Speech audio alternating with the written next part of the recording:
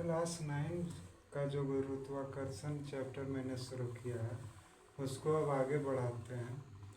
तो उसमें पॉइंट आता है द्रव्यमान भार। देखिए, द्रव्यमान और भार सुनने में एक जैसा लगता है, लेकिन विज्ञान की दृष्टि से बहुत बड़ा अंतर है। द्रव्यमान जिसको हम लोग वजन कहते हैं, और भार भी बोल देते हैं वजन के जैसा, लेकिन भार एक बल होता है। समझ गए कि नहीं? इसलिए द्रव्यमान और भार का ना मान कभी एक जैसा होता है और ना दोनों एक चीज़ है। तो हम यहाँ आपको अंतर करके बता रहे हैं। द्रव्यमान का मतलब क्या होता है? कोई भी वस्तु द्रव्य से बना हुआ है, पदार्थ कणों से बना है, तो उसमें जितने कण उपस्थित होते हैं उनका कुल जो होता है वो द्रव्यमान कहलाता है। यानी वस्तु में उपस्थित द्रव्य की मात्रा को द्रव्यमान कहते हैं। और भार क्या है? पृथ्वी किसी भी वस्तु को जितने बल से अपने केंद्र की ओर खींचती है, अपनी ओर खींचती है, उस बल को हम लोग भार कहते हैं। द्रव्यमान को m द्वारा सूचित किया जाता है क्योंकि द्रव्यमान का अंग्रेजी मास होता है। भार को w द्वारा सूचित किया जाता है क्योंकि भार का अंग्रेजी वेट होता है। द्रव्यमान ज्ञात करने का कोई सूत्र नहीं, लेकिन भार ज्ञात करने का सूत्र है W बराबर mg, क्योंकि भार एक तरह का बल है।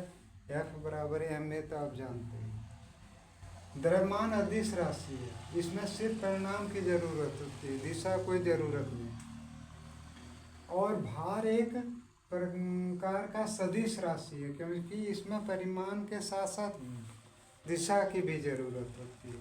द्रव्यमान का मान कहीं भी हो, किसी ग्रह उपग्रह तारा पर न घटता है न बढ़ता है, लेकिन भार का मान भिन्न भिन्न ग्रहों पर, भिन्न भिन्न स्थानों पर, पृथ्वी के भी भिन्न भिन्न स्थानों पर वह घटता बढ़ता रहता है। द्रव्यमान का ऐसा मात्रक केजी होता है और भार का ऐसा मात्रक न्यूटन होता है। अब आप भार से ही संबंधित लीजिए।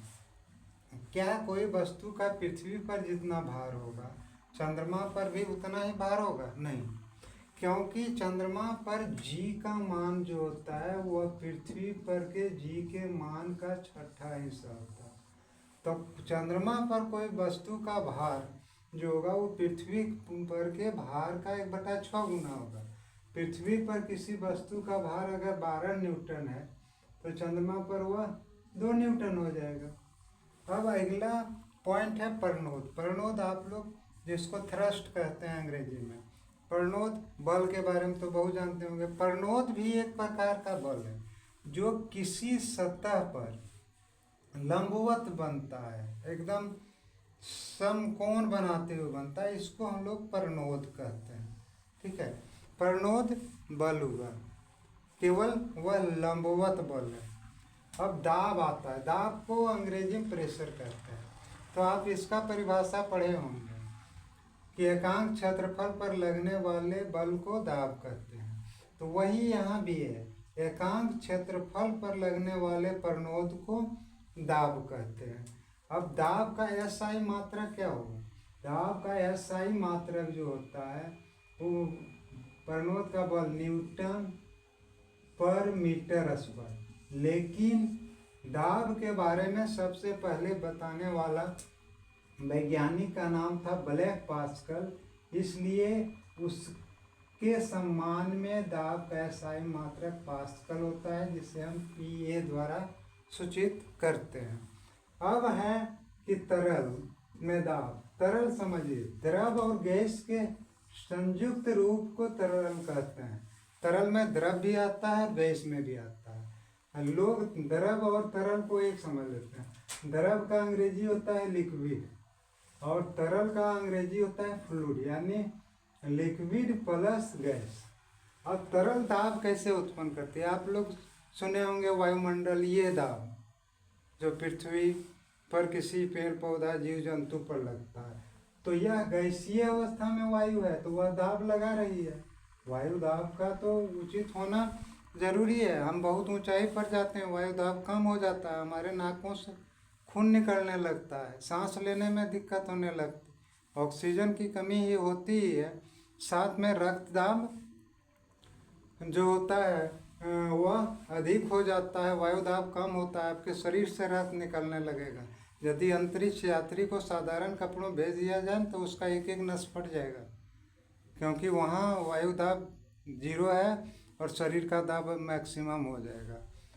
और अब है जल दाब।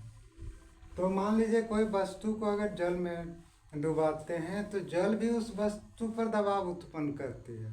आप लोग देहात में सुने होंगे कि कोई आदमी कुआं में गिरा कहता है कि कुआं के अंदर भूत रहता है, उसको दाब। वो नहीं है, गहराई अगर बढ़ेगी तो दाब बढ़ेगा।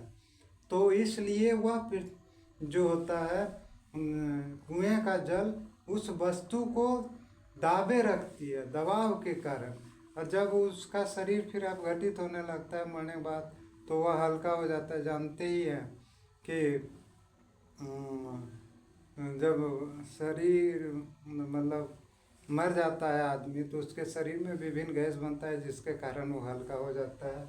और एक बहुत अच्छी बात भी याद आ गई कि क्या है, दुनिया का अजूबा कि मुर्दा जो होता है वो पानी में तैरता रहता है, वो जिंदा डूब जाता है। अगला जो वीडियो में बताने जा रहा हूँ वो अगले वीडियो में, उसमें है उत्प्लावकता क्या है, बायोएनर्जी क्या है, आर्किमिडीज का सिद्धांत क्या है, और कोई वस्तु तैरती है कोई डूब जाती है। अगर मेरे वीडियो में कहीं कोई शिकायत होगा तो कमेंट बॉक्स में जा कर के कहिएगा, मैं क्रमशः सुधार करना चाहूँगा। अगर कुछ कष्ट होगा फिर भी वीडियो देखते रहिए, इनकरेज कीजिए, आपके सेवा में मैं सदा रहूँगा।